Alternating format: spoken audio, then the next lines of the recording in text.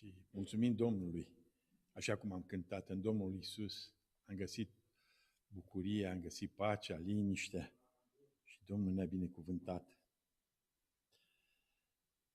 În cartea Efeseni, în capitolul 2, Apostolul Pavel, că el este autorul acestei cărți, bineînțeles călăuzit de Duhul Sfânt, de Dumnezeu, Apostolul Pavel ne scrie: voi erați morți în greșelile și în păcatele voastre în care trăiați odinioară, după mersul lumii acesteia, după Domnul puterii văzduhului, al Duhului care lucrează acum în fiii neascultării.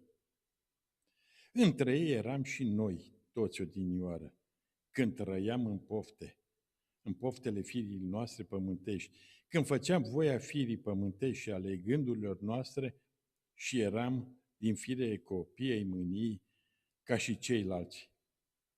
Dar Dumnezeu, care este bogat în îndurare, pentru dragostea cea mare cu care ne-a iubit, măcar că eram morți în greșelile noastre, ne-a adus la viață împreună cu Hristos. El ne-a înviat împreună și ne-a pus să ședem împreună în locurile cerești în Hristos Iisus.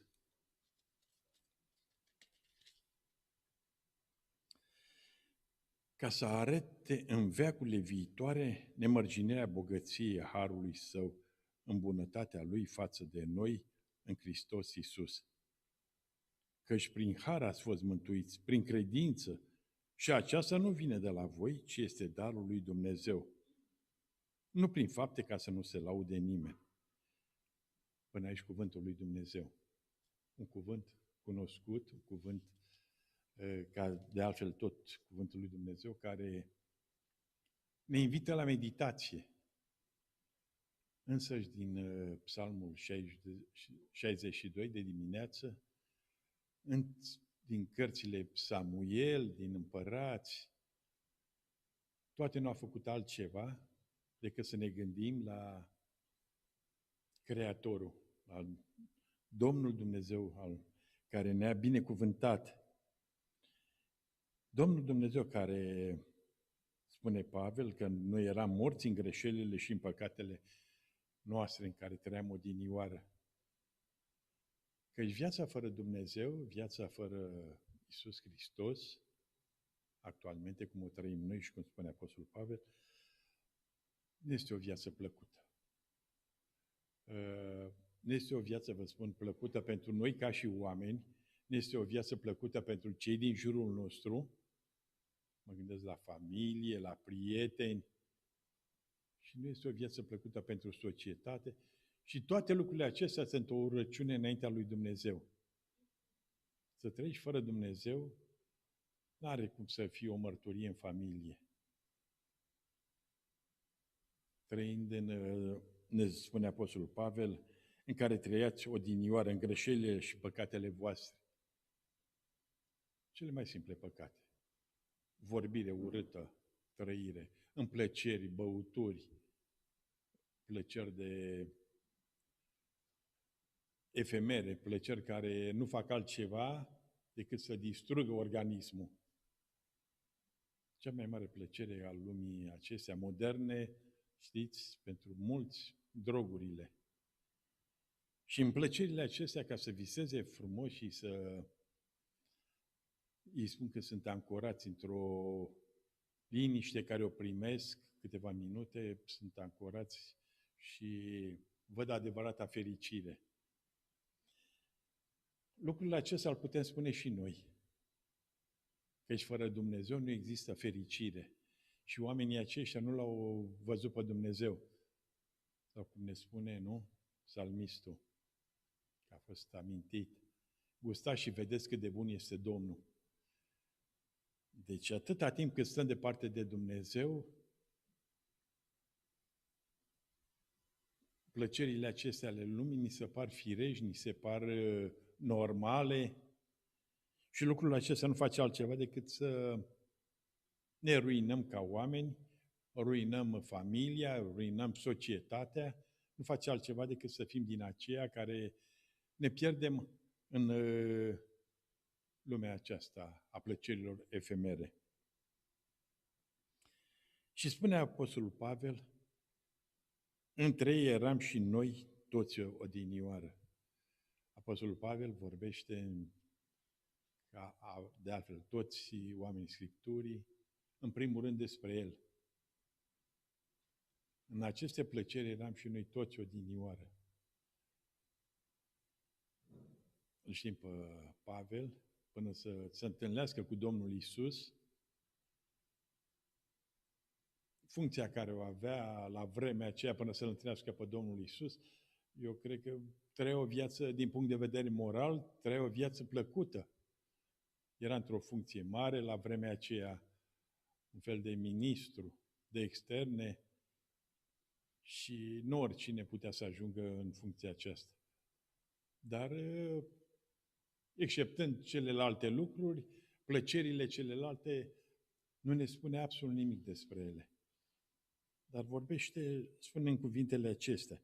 Între ei eram și noi odinioară când trăiam în poftele firii noastre pământești. Când făceam pofta firii noastre pământești, poftele acestea trecătoare. Dar continuă Pavel, atât de minunat, dar Dumnezeu care este bogat în îndurare pentru dragostea cea mare cu care ne-a iubit, căci Dumnezeu este Cel care face schimbarea. Căci numai Domnul. În primul rând, ne vedem starea și spune Scriptura că în urma auzirii cuvântului, nu? Se produce schimbarea.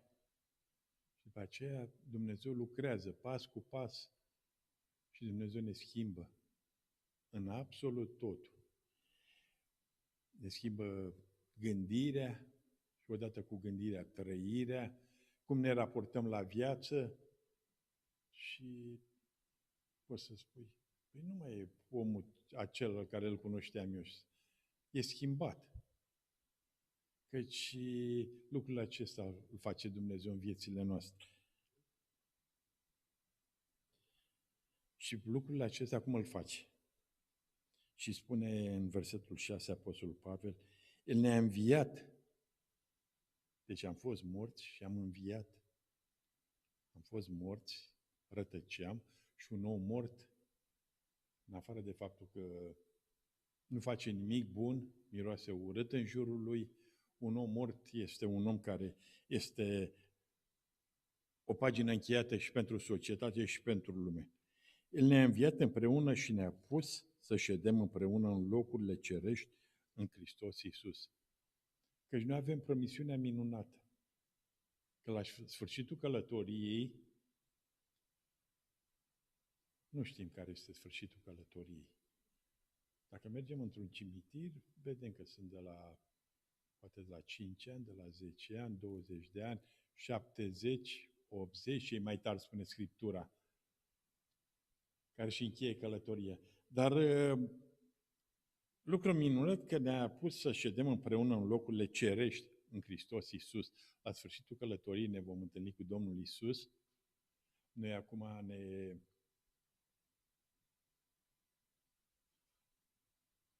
acum nu facem altceva decât în școala Domnului Hristos, ca și ucenici, șlefuim. Șlefuim caracterul, ne șlefuim modul de a trăi, este un mod minunat. Dar știți, șlefuirea aceasta mai vine și de la Domnul. Prin comportare, cum te raportezi la cei din jurul tău, mai lași la o parte din mândrie, chiar nu că mai lași la o parte.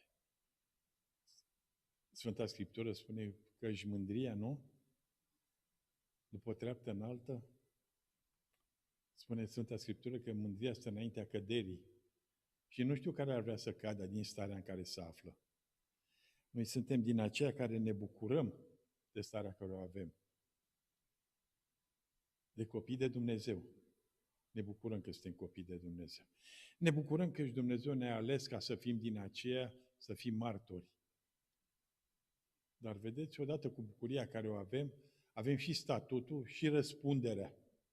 Cum trăim, cum vorbim. Căci de multe ori, cu toate că Sfânta Scriptură, am văzut, dacă vă uitați la ultimele Biblii, au ajuns la un tiraj impresionant. Și chiar am văzut, mergi în hotel, mergi în pensiuni, găsești în cameră Sfânta Scriptură. Oriunde îi merge, și în pușcărie, și peste tot este, dar mulți n-au citit-o. Și mulți ce citesc? Se uită la noi și văd. Poate de multe ori viața noastră de creștini poate lasă de dorit pentru unii. Dar să nu fim din aceea. Noi să fim din aceea în care ne-am pus încrederea în Domnul Iisus și care Domnul Iisus lucrează în noi. Spune Apostolul Pavel că prin har ați fost mântuiți, prin credință. Prin harul și credință. Harul, darul lui Dumnezeu. Și aceasta nu vine de la voi, ci este darul lui Dumnezeu. Ce minunat, ce dar minunat! Mântuirea noastră este gratis. Și vorbeam de relația noastră cu Dumnezeu, cum să fie o relație minunată, o relație bazată pe echilibru de a avea Domn și Stăpân al vieții noastre, pe Domnul Iisus. Și continuă Apostolul Pavel, nu prin fapte ca să nu se laude nimeni. Nu am studiat epistola Apostolului Iacov. Nu? Arată în faptele tale și îți arăt și o credința mea. Nu prin fapte, dar în urma credinței care o ai, trebuie să ai fapte pe măsură. Înțelegeți? Se referă, nu e de ajuns să fii moral. Nu prin fapte. Sunt moral. Eu dau zeciuială, nu vă amintiți de bogatul acela care a venit la Domnul Iisus. Ce nu fac? Le făcea pe toate. Dar îi mai lipsea ceva. Nimic de pe pământul acesta să nu pună stăpânire peste noi, nimic să nu fie din acelea care, prin ceea ce facem, să fim despărțiți de Dumnezeu. Căci noi suntem lucrarea Lui și am fost zidiți în Hristos Iisus pentru fapte bune pe care le-a pregătit Dumnezeu mai dinainte ca să umblăm în ele. Ca o și concluzie. Noi am fost creați de Dumnezeu, noi suntem ca și lucrarea lui Dumnezeu, suntem copii de Dumnezeu, știm că Dumnezeu a vegheat asupra noastră, spune psalmistul, încă din pântecele mamii mele. Vedeți cât de cunoscuți suntem noi înaintea lui Dumnezeu? Gândurile unul la altul noi nu le cunoaștem, dar Dumnezeu ne știe gândurile.